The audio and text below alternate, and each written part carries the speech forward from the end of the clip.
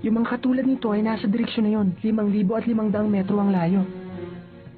Nandun ang hangal na nakakadena. Malapit lang siya rito. Makinig ka sa akin. Pakibaba ang telepono at magsalita ka ng pakulong. Itaas mo yung anak ko. Ha? Talas ang pagdanig. Nakakabilib. Bueno, tayo na.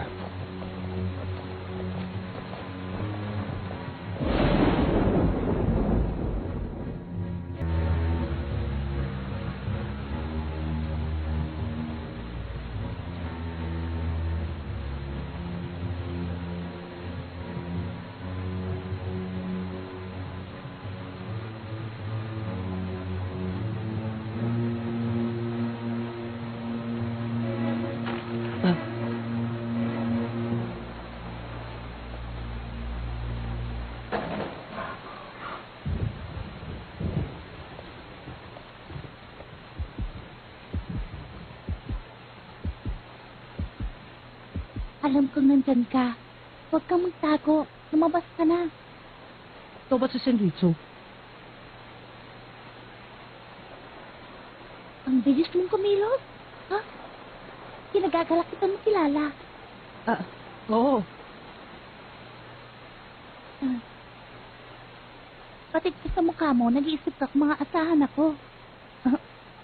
Hindi naman. Huwag kang mag-alala.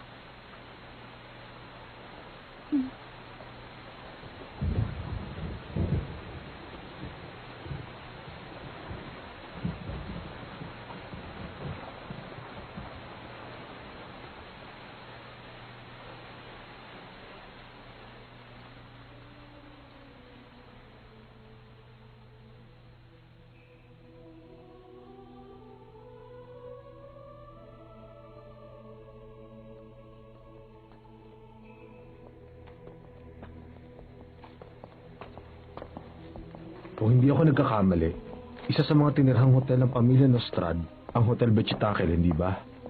Oo. Pero nung tinignan Shalnark ang website ng isang araw, nakaalis na raw sila doon. Pero posible rin nag-check-in sila gamit ng ibang pangalan, hindi ba? Hindi posible yon. Hindi ko marinig na malinaw ang usapan nila dahil sa ulan. Pero sigurado akong may nag-uusap sa lugar na yun. At paso sa mga yapak nila, mga 5 o 6 sila. At may babae sa kanila. Ang direksyon na tinatahak nila ay palihis sa direksyon natin. Ang galing mo. Matatalas ang padinig namin ni Gon pero wala akong narinig na yapak. Dahil yan ang kakayahan ko. Ang makinig. May isa sa kanila na gumagamit ng estilo ng paglikha para makagawa ng mga gusali. Kiliwa, umalis na tayo. Kapag nakalayo na sila, hindi ko na maririnig ang kanilang pinag-uusapan. Tara, let's!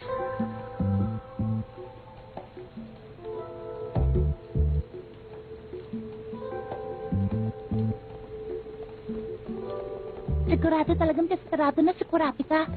Pati ako, hiningan niya ng tulong. Ano? Hanggat maaari kasi, mag-isa siyang gumikilos, hindi ba? Ganun siya eh. Oo. Ganun talaga siya. May iba pa ba kayo kasama sa misyon? May 2 pa. Pero marami kami nung umpisa. Ikaw, isang popular na assassin? Dati yun. Paano mo nalaman? Ang mga yapak mo. Kasi kahit ang lapit mo, SM ka pa rin. Ano? Ano yung S-Gen? SM. Isang salita sa musika yon. Ibig sabihin, mahina ang tunog na halos na hindi mo marinig. Nakaugalian ko na kasing kumilos ang hindi maingay. Ikaw nga ang pinakatahimik na taong nakilala ko. Matindi ang taglay mong galing. Kaya pala. Huh? Kaya pala kampante sa'yo si Kurapika. Pero hindi ko gusto itong binabalak niya eh. Ganun ba? Huh? Teka.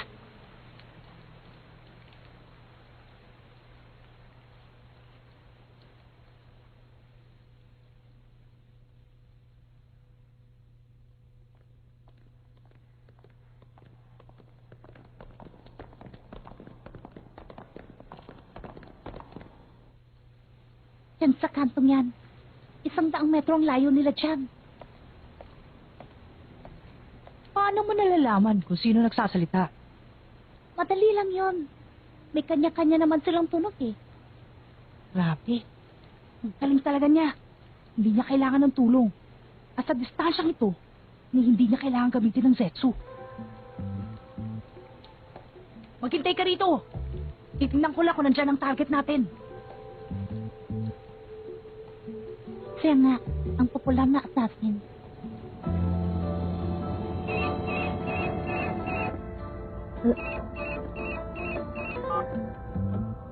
Hello?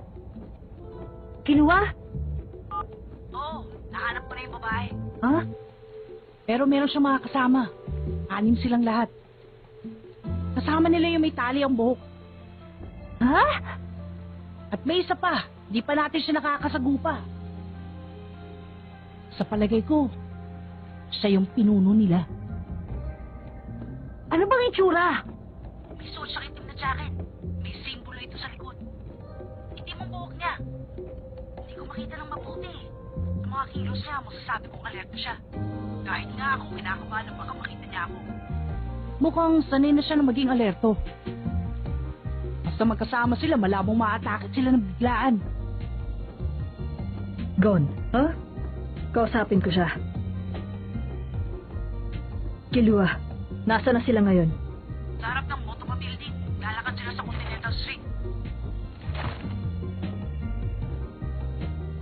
May istasyon dun. Baka sumakay sila ng tren. Sa palagay mo, masasakyan mo rin ang tren na yon? Hindi ako makasisiguro eh. Pero kung matao, kaya. Pilitin mo. Sige. Leorio, ibuelta mo ang sasakyan. Ibuelta? Okay.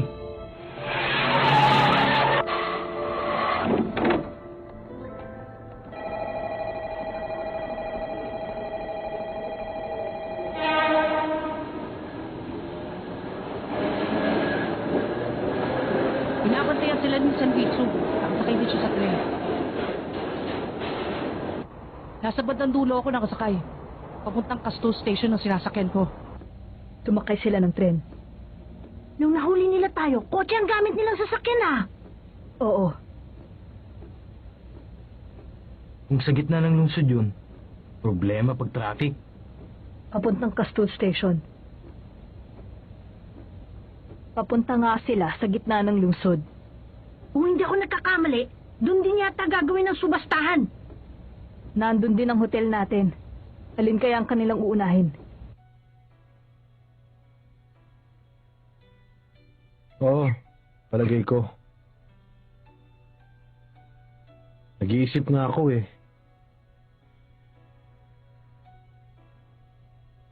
Alam mo naman yun, di ba? Hindi naman ganun kadali yun.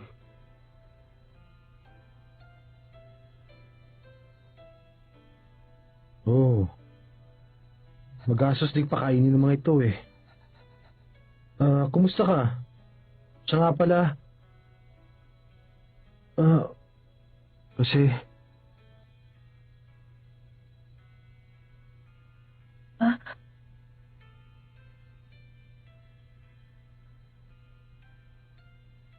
Oo. Naku naman. Busy. Sige, kita tayo mamaya. Oo, ako rin. Mag-iingat ka. Delikado sitwasyon natin ngayon. Bye. Eliza, pupunta ako sa ibang tindahan. Eh? Oo. Pasensya na ha.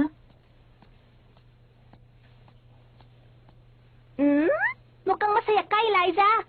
Sino bang tumawag? Wala. Talaga?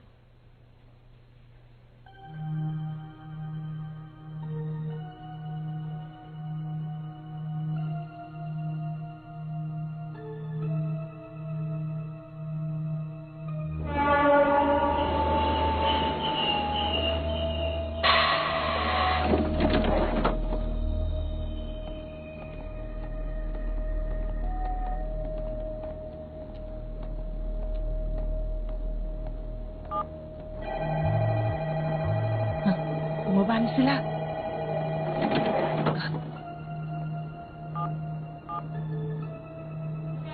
Ano nang nangyari? Bumaba sila doon sa stasyon sa Lipa. Papunta sila sa Saroma Department Store. Naloko na. Kailangan matawagan ng hotel.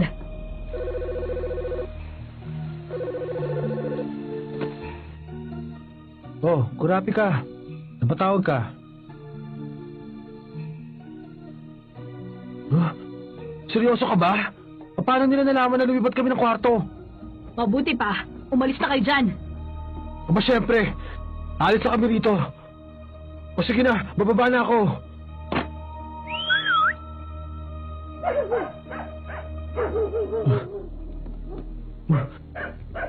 Hindi ko na makalimutan to.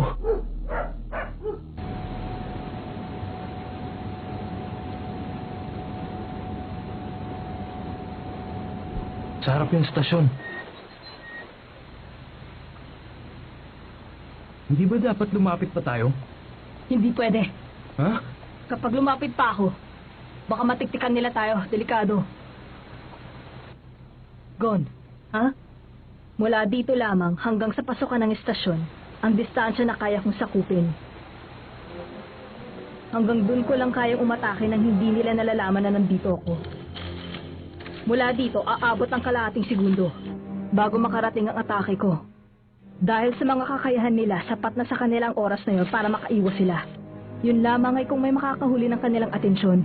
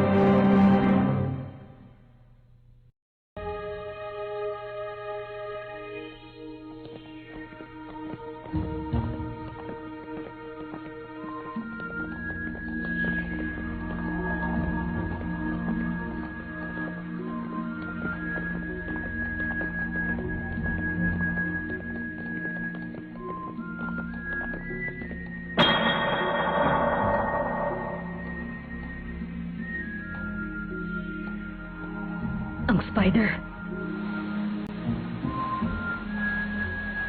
Patingin nga. Papunta sa direksyon ng hotel. Shizuku, siguro mas madali kung ipahayap na lang natin kay Kortopi kaysa titingin ka pa dyan. Nasa kanan yung lugar kung saan nakalagay yung peking mata. Gumagalaw.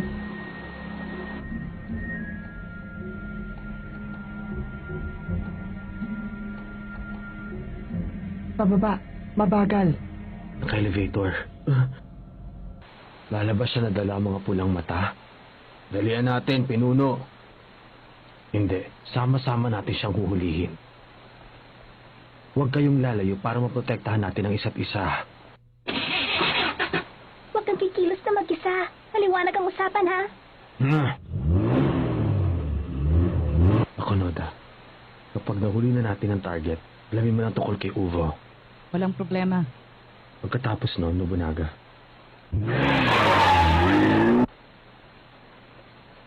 Gawin mo na kung ano mang gusto mo. Sugod! Ha? Tumatakbo sila papunta sa hotel. Ano? Ang bilis.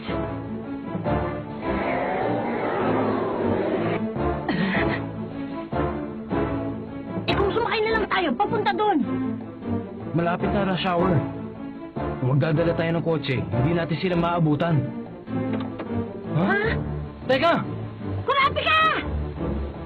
Hintayin nyo na lang ang tawag ko! Huwag kayong aalis dyan! Ay nako, basta spider ang init ng ulo niya. Ha? Don! Pati ikaw! Teka, kurapi ka! May naisip akong paraan! Teka, kurapi ka!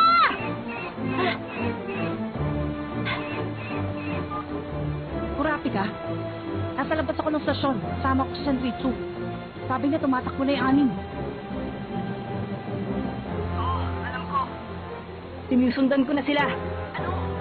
Nagbibiro ka ba? Hinahabol mo sila? Delikado yun ah! Maaamoy ka nila!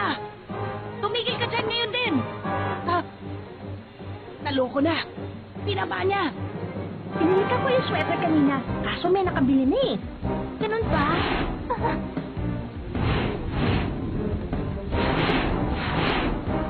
Ang bilis nila. Ano kaya sila? Ninja yata yun? Muntik na ako talaga dun Sobra na to. Akala ko mahihintay ko pa hanggang maglilipatan ako. Pero huling araw ko na to. Kumikilos na siya. Ang bilis ng kilos niya ay mga 50 kilometro kada oras. Nakasakay siguro sa kotse. Ryo! Nasaan na siguro? Sinundan niya si Kurapika. Sabi niya maghintay daw ako dito. Pero paano naman ako pipirmin na lang? Papunta na ako sa Bechitakel Hotel. Kaso may problema. Kumakapal ang traffic. Naku, ganun ba? Sige, susundan namin si Kurapika. Ah, nagsasariling diskarte na silang lahat. Oh, dalawa! Ah, anim ang sa grupo nila. Kahit isa lang nga, namumblema na kami. At hindi lang si Kurapika, pati si Gon na may miligro. Kainis!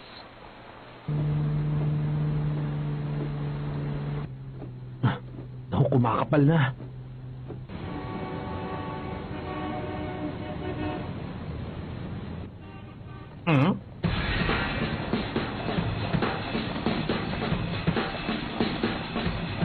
Sumpahin ka! Sino ka man? Sinusundan tayo. Kailan pa? Ako, hindi ko napansin. Nasa paghabol ang isip ko. Kung mayroon mang mahabol sa atin. Malamang yung taong nakakadena na yon. Meron sa harap. Meron din sa likuran. Alin kayo nakakadena? Inuno! Suminaga, Kunoda, Kotobi. Abulin niyo yung nasa harapan. Oo. Eto na ako. Kayong bahala doon sa nasa likod. Kung sa'yo nakakadena, hintayin niyo ako Huwag niyo ako unahan. Nawala ka! Tayo na! Oo!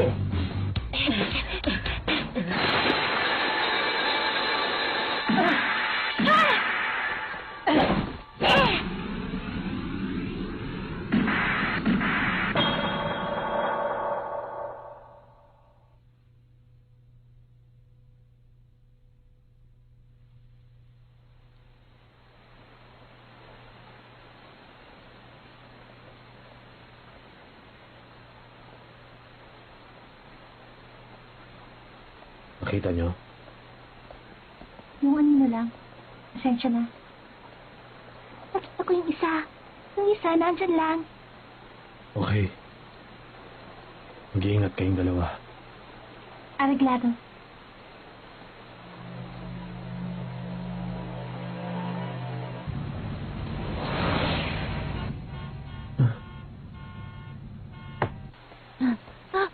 Sanritsu!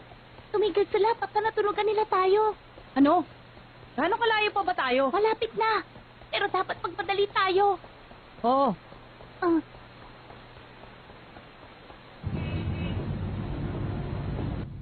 Ano ba? Magbili ka naman! Ayos!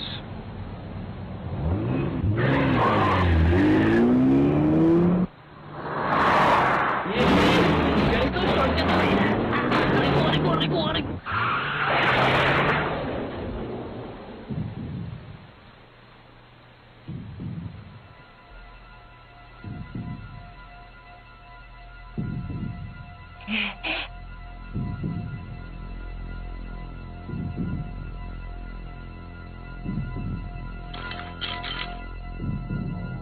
Sumpain kayong mga taga-Ryudan. Kung aatake kayo, gawin nyo na. Wag kurapit ka. Talagay natin to. Wala tayong laban sa tatlong yan. Siguradong matatalo tayo.